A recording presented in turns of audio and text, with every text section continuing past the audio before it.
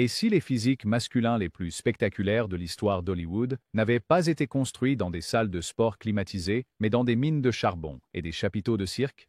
Avant les shakes protéinés et les entraîneurs personnels, ces 15 hommes ont sculpté des corps si époustouflants que le tournage s'arrêtait souvent parce que les actrices ne pouvaient littéralement pas se concentrer sur leurs répliques et attendaient d'entendre parler du numéro 2.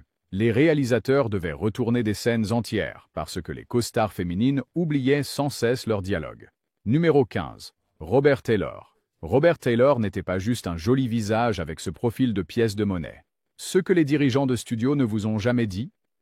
Taylor passait 2 heures par jour à nager des longueurs dans la piscine privée de MGM, créant ces lignes d'épaules acérées qui faisaient pleurer de gratitude les costumiers. Quand Taylor s'est déshabillé pour Quo Vadis, les figurantes auraient poussé des cris si forts que le réalisateur Mervyn LeRoy a dû demander le silence 3 fois avant de continuer la scène. Ses larges épaules remplissaient naturellement son armure romaine, tandis que cette taille légendaire et fine rendait le travail de chaque costumier sans effort. Ce qui sauvait une telle perfection géométrique de la froideur était la chaleur derrière les yeux, un regard qui engageait plutôt que de poser.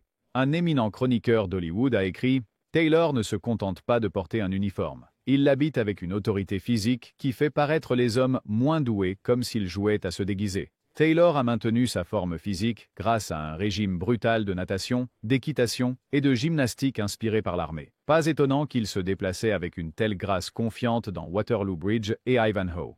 Le cou qui s'élevait comme une architecture de marbre, soutenant des traits si symétriques qu'ils semblaient conçus pour le Technicolor, n'était pas simplement un coup de chance génétique. Il était sculpté par une discipline que peu d'acteurs modernes toléreraient.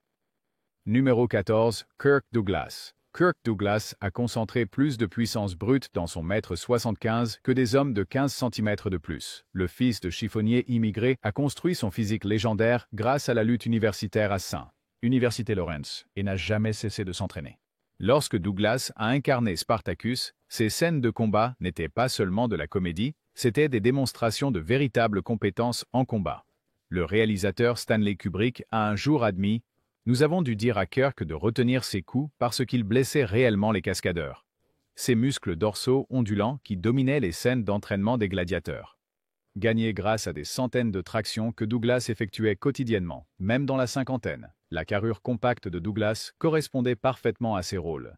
Ce corps musclé semblait véritablement fonctionnel plutôt que simplement esthétique. La fossette sur son menton n'était pas la seule chose qui attirait l'œil. Sa puissance explosive et son athlétisme naturel rendaient chaque mouvement électrisant à l'écran. Ce que la plupart des fans ne savaient pas, c'est que Douglas maintenait un régime de boxe strict tout au long de sa carrière, s'entraînant avec d'anciens champions qui louaient ses instincts naturels de combattant. Quand il lançait des coups d'un champion, l'impact semblait brutalement réel parce qu'il l'était. Douglas avait développé de véritables compétences en boxe qui se traduisaient parfaitement à l'écran. Sa discipline physique est devenue légendaire sur le plateau. Le co-vedette Laurence Olivier a dit un jour: Kirk aborde les scènes physiques avec la précision d'un danseur et la puissance d'un docker, une combinaison que je n'ai jamais vue chez un autre acteur. Numéro 13. Errol Flynn.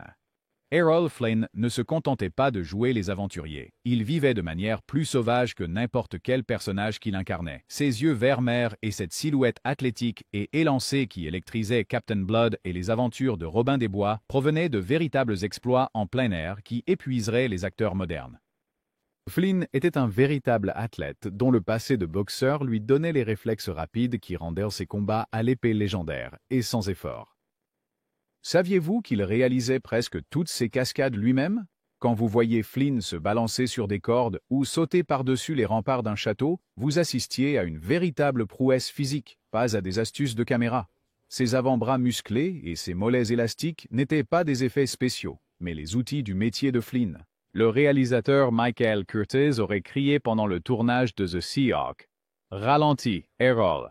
Le caméraman ne peut pas te suivre. » L'agilité naturelle de Flynn faisait paraître les autres acteurs comme s'ils se déplaçaient sous l'eau en comparaison. Ce qui rendait Flynn dangereux à l'écran, ce n'était pas la taille, mais le timing. Il baissait légèrement le menton, laissait ses célèbres yeux scintiller, puis souriait comme un homme qui savait déjà qu'il avait gagné. Les co-stars féminines sortaient souvent de leur rôle à ces moments-là.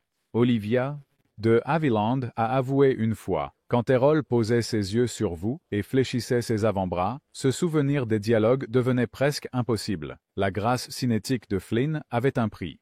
Il s'entraînait sans relâche entre les films, maintenant sa forme athlétique grâce à la natation, au tennis et aux expéditions en voile qui gardèrent son corps en forme et prêt pour la caméra, même si ses excès légendaires hors écran faisaient des ravages.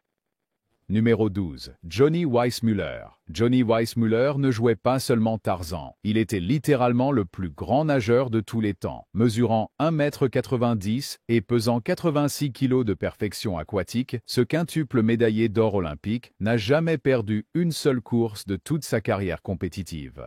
Lorsque Weissmuller lançait son célèbre cri de la jungle et plongeait des falaises dans la série Tarzan, le public assistait à l'athlétisme authentique d'un homme qui avait battu 67 records du monde. Son entraînement détruirait les athlètes d'aujourd'hui. 6 heures par jour dans la piscine, couvrant des distances qui feraient s'effondrer les champions olympiques.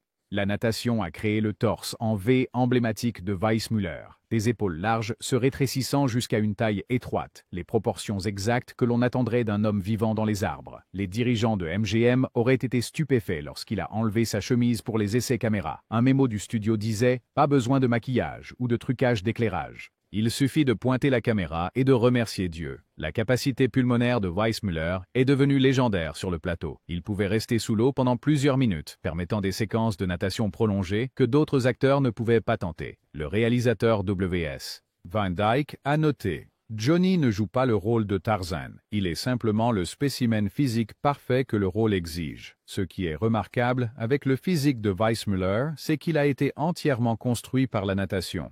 Pas de poids, pas d'équipement spécialisé, juste la perfection du mouvement humain fondamental de propulsion dans l'eau. Sa force naturelle rendait chaque aventure dans la jungle crédible car le public percevait une véritable capacité sous le personnage. Numéro 11. William Holden. William Holden possédait le type de corps qui semblait conçu spécifiquement pour le cinéma. Avec son tour de poitrine de 44 pouces et sa taille de 32 pouces, Holden incarnait l'idéal athlétique américain qui rendait chaque mouvement à l'écran sans effort. Lorsque Holden apparaissait torse nu dans Picnic, le tournage s'arrêtait apparemment pendant 7 minutes, le temps que les figurantes et les membres de l'équipe reprennent leur calme. Cette scène, où il exécute une danse improvisée lors d'une réunion dans une petite ville, a provoqué une telle sensation que la fréquentation des femmes au cinéma a doublé pendant la diffusion du film. Ce qui rendait le physique de Holden si attrayant, c'était qu'il provenait d'une véritable capacité athlétique, et non d'une forme physique fabriquée. Athlète multisport, sa coordination et ses mouvements naturels reflétaient des années de compétition réelle. Des bras de joueur de tennis, des épaules de nageur, un torse qui remplissait les chemises sans effort contribuaient tous à la chaleur dorée dont les réalisateurs ne se lassaient pas. Les directeurs de la photographie considéraient Holden comme un rêve à photographier. Comme l'a noté le légendaire directeur de la photographie James Wong Howe, Bill a ce que nous appelons une lumière amicale. Son physique capte les ombres et les reflets parfaitement sans éclairage spécial. Cette qualité photogénique naturelle a permis à Holden de briller dans tout, de boulevard du crépuscule à le pont de la rivière Kwai. Holden maintenait sa condition physique grâce à des activités qu'il appréciait vraiment, plutôt que par des séances de gym épuisantes. Son approche de la forme physique reflétait ce que votre génération comprenait instinctivement, à savoir que la présence physique devait provenir d'une véritable capacité, et non pas seulement d'un attrait visuel. Numéro 10. Rock Hudson. La silhouette imposante de 6 pieds 5 pouces de Rock Hudson et ses épaules incroyablement larges représentaient le summum de ce que le système des studios hollywoodiens pouvait produire. Ses proportions parfaites, un tour de poitrine de 48 pouces se rétrécissant à une taille de 32 pouces, arrêtaient la circulation et les carrières. Lorsque Hudson est apparu torse nu dans Géant, sa covedette Elizabeth Taylor aurait manqué son signal 3 fois de suite, ce qui a conduit le réalisateur George Stevens à demander finalement à Hudson de porter un peignoir entre les prises. Cette mâchoire carrée ancrait un visage conçu pour le cinémascope, tandis que ses yeux enfoncés sous des sourcils forts suggéraient une force tempérée par la gentillesse. Ce que la plupart des fans n'ont jamais réalisé, c'est que Hudson travaillait sans relâche pour maintenir son physique impressionnant. Contrairement aux stars d'aujourd'hui qui comptent sur des entraîneurs et des compléments, Hudson suivait un régime brutal de natation, d'équitation et de travaux agricoles lourds qui développaient une force fonctionnelle. Un publiciste de studio se souvenait: Rock passait des heures à couper du bois à son ranch, pas pour les caméras. mais parce qu'il croyait que le vrai travail créait un type de muscle différent des exercices de gym. Même à un peu plus de 6 pieds 4 pouces, Hudson se déplaçait avec une légèreté surprenante, comme quelqu'un qui avait appris à danser avant d'apprendre à intimider. Le réalisateur Douglas Sirk, qui a travaillé avec Hudson sur plusieurs films, a noté: Rock a la rare capacité de dominer l'espace physique sans sembler essayer, une qualité qui ne peut pas être enseignée. Le tour de Hudson était de rendre la magnificence accessible. Cette présence constante pouvait ancrer des comédies romantiques et des drames épiques avec une autorité égale. La caméra aimait son immobilité. Numéro 9, Tyrone Power.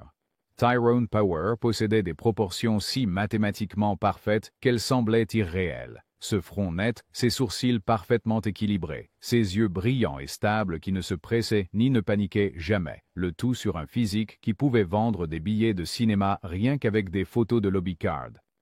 Lorsque Power réalisait ses propres cascades dans Le Signe de Zorro, ses compétences en escrime n'étaient pas seulement théâtrales, elles provenaient de plusieurs années d'entraînement intensif. Power a étudié sous la direction de maîtres d'escrime olympiques, développant une véritable expertise qui rendait son maniement de l'épée dangereusement authentique. Le réalisateur Rouben Mamoulian a dit un jour: Tyrone se déplace comme une panthère. Son contrôle est si complet que nous pouvions filmer ses scènes d'action avec un minimum de coupe. Les bases physiques de Power venaient d'un sérieux entraînement aux arts martiaux et équitation. Ses épaules parfaitement proportionnées, cette taille disciplinée et ses jambes capables de bondir en action ou de poser pour un portrait avec une élégance égale n'étaient pas seulement pour le spectacle, elles offraient une force fonctionnelle pour ses rôles exigeants. Ce qui rendait Power vraiment magnétique, c'était la combinaison de la perfection classique avec une véritable capacité athlétique.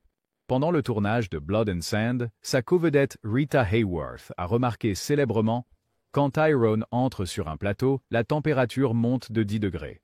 Ce n'est pas seulement son apparence, c'est sa façon de bouger. De près, l'autorité de Power se transformait en un charme irrésistible. Ses yeux brillants tenaient sans effort. La bouche esquissait ce célèbre demi-sourire qui promettait de la malice sans méchanceté. Il pouvait se pencher légèrement vers un partenaire de scène et faire en sorte que tout le public se sente inclus dans une conversation intime. Numéro 8, Clark Gable. Clark Gable a façonné sa propre légende et la portait comme une seconde peau. Ce large front confiant, ses yeux provocateurs, et ce sourire célèbre qui montait plus haut d'un côté, le tout soutenu par une carrure construite par une détermination obstinée plutôt que par des dons génétiques. Quand Gable a enlevé sa chemise dans New York-Miami, révélant un torse nu alors que la plupart des hommes portaient des maillots de corps, cela aurait fait chuter les ventes de maillots de corps de 40% à l'échelle nationale. Ce torse de boxeur au-dessus de la légendaire taille de 32 pouces, ces épaules larges qui faisaient paraître les costumes reconnaissants, c'était l'autorité de la star de cinéma incarnée. Ce que Hollywood n'a jamais annoncé, la transformation de Gable nécessitait un travail physique brutal. Avant la célébrité, il avait effectué des travaux manuels qui lui avaient donné une véritable force. Tout au long de sa carrière, il a maintenu un régime rigoureux de boxe qui a développé sa condition cardiovasculaire et ses épaules puissantes. Le réalisateur Victor Fleming a noté pendant « Autant en emporte le vent ». Clark aborde les scènes physiques avec une confiance absolue parce qu'il connaît sa propre force. Le magnétisme de Gable venait de la maîtrise de sa propre image. Il a pris ce qui aurait pu être des défauts, les oreilles, la ligne des lèvres, les traits légèrement rugueux, et en a fait des éléments emblématiques d'un ensemble irrésistible. Les archives du studio montrent que Gable n'a jamais manqué ses séances d'entraînement quotidiennes. Comprendre son physique était essentiel pour sa carrière. Son approche était d'une simplicité rafraîchissante. Des exercices de base, des activités en plein air et une routine durable qui l'ont maintenu en excellente forme bien dans ses 50 ans. Il ne s'est pas contenté de jouer le roi d'Hollywood. Il a construit la couronne et l'a posée sur sa propre tête. Numéro 7, Marlon Brando. Marlon Brando ne regardait pas les caméras, il les défiait de le suivre. Mesurant 1,75 m et pesant 77 kg parfaitement sculpté à l'époque d'un tramway nommé Désir, l'apparition de Brando à l'écran était rien de moins que révolutionnaire. Quand Brando a arraché ce t-shirt en sueur en tant que Stanley Kowalski, la masculinité américaine a changé à jamais. Le moment était si électrisant que Tennessee Williams lui-même aurait dit « Quand j'ai écrit Stanley, je n'ai jamais imaginé qu'une incarnation physique aussi parfaite était possible. » Les spectatrices ont poussé des cris audibles lors des premières projections et la fréquentation féminine au cinéma a augmenté de 60% pour les séances suivantes. Qu'est-ce qui a créé le physique légendaire de Brando? Un sérieux passé de boxeur a fourni la base. En s'entraînant avec des professionnels comme Rocky Graciano, Brando a développé de véritables compétences de combat et une confiance physique qui rayonnait dans chaque scène. Son shadowboxing, son travail au sac lourd et ses routines quotidiennes à la salle de sport ont construit une force fonctionnelle qui a transformé la norme pour les premiers rôles masculins. Le réalisateur Elia Kazan a noté « Marlon bouge comme un tonnerre contenu. Chaque geste chargé d'énergie potentielle. Alors que d'autres acteurs simulaient la force, Brando la possédait simplement. Ce cou épais émergeant d'épaules de Docker, la large poitrine qui a rendu les t-shirts iconiques, les hanches compactes et la posture ancrée. C'était la puissance de la classe ouvrière habillée pour la célébrité. Le secret du magnétisme de Brando était l'authenticité. Tandis que d'autres stars jouaient la perfection, il apportait une véritable texture. Une peau qui semblait avoir vécu, des traits qui refusaient d'être embellis, une présence qui remplissait les pièces avant qu'il ne parle. Numéro 6. Tony Curtis. Tony Curtis s'est transformé d'un gamin dur de New York en un séducteur d'Hollywood grâce à une discipline physique rigoureuse. Ce visage parfaitement symétrique surmontant une poitrine de 44 pouces et une taille de 30 pouces a poussé les réalisateurs à se battre pour l'engager dans des rôles nécessitant des scènes torse nu. Lorsque Curtis est apparu dans Spartacus aux côtés de Kirk Douglas, son physique était si impressionnant que le réalisateur Stanley Kubrick aurait élargi ses séquences d'entraînement de gladiateur après avoir vu les rushs du premier jour de tournage. Ses larges épaules et ses abdominaux sculptés n'étaient pas seulement pour le spectacle. Curtis a réalisé la plupart de ses propres cascades, apportant une authentique capacité athlétique à ses rôles. La vérité surprenante, Curtis a construit son physique remarquable grâce à une combinaison inhabituelle de natation et d'entraînement de ballet. Oui, le ballet, qu'il a étudié en secret parce qu'il craignait que cela ne nuise à son image de dur à cuire. Ce régime unique a créé une force centrale exceptionnelle et le mouvement fluide qui le distinguait de ses contemporains plus musclés de manière statique. La présence physique de Curtis s'est révélée particulièrement puissante dans Sweet Smell of Success et The Defiant Ones, où sa force élancée transmettait à la fois vulnérabilité et puissance. Le co-vedette Sidney Poitier a remarqué pendant le tournage « Tony a la conscience corporelle d'un danseur. Chaque mouvement semble à la fois naturel et précisément calculé. » Ce qui rendait Curtis particulièrement séduisant était le contraste entre son apparence de joli garçon et la véritable puissance physique en dessous.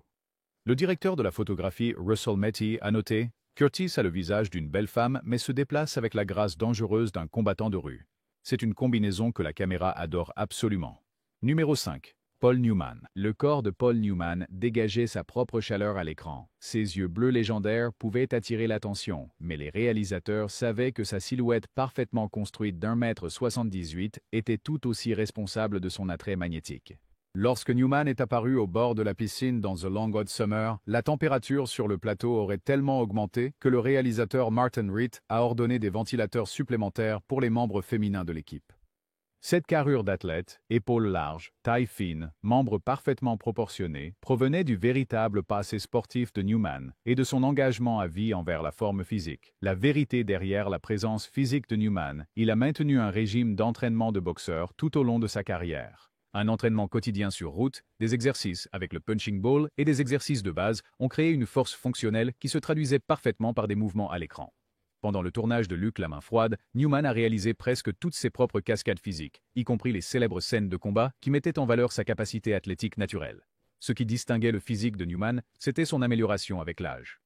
Alors que d'autres stars luttaient contre le temps, Newman semblait gagner en caractère et en intensité au fil des ans. Le réalisateur George Roy Hill a noté pendant Butch Cassidy, Paul à 43 ans a plus de présence physique que des acteurs ayant la moitié de son âge. Il y a une qualité vécue dans ses mouvements que les hommes plus jeunes ne peuvent pas simuler. Le don de Newman était une gamme dans la constance. Ses yeux célèbres pouvaient scintiller de malice ou se durcir en acier bleu, sans changer l'architecture fondamentale de son attrait. Les pattes d'oie qui sont apparues avec l'âge n'ont fait qu'accentuer l'effet, ajoutant du caractère à la beauté et de la sagesse au charme. Numéro 4. Cary Grant. Cary Grant ne se contentait pas de rencontrer la caméra, il la complétait, avec des proportions parfaites, un tour de poitrine de 44 pouces, une taille de 32 pouces, Grant possédait ce que les chirurgiens plastiques utilisent encore comme modèle idéal de la beauté masculine. Le front lisse, les sourcils intelligents, les yeux marrons chaleureux qui ne n'ont jamais précipité leur réponse, tous portés par un corps forgé par une véritable discipline athlétique. Quand Grant a réalisé ses propres cascades dans la main au collet, sa prouesse physique n'était pas du jeu. Cela venait de ses années en tant qu'acrobate professionnel. Avant Hollywood, Grant, alors Archibald Leach, se produisait comme échassier, voltigeur et jongleur, développant une force fonctionnelle que la plupart des acteurs ne pouvaient que prétendre posséder.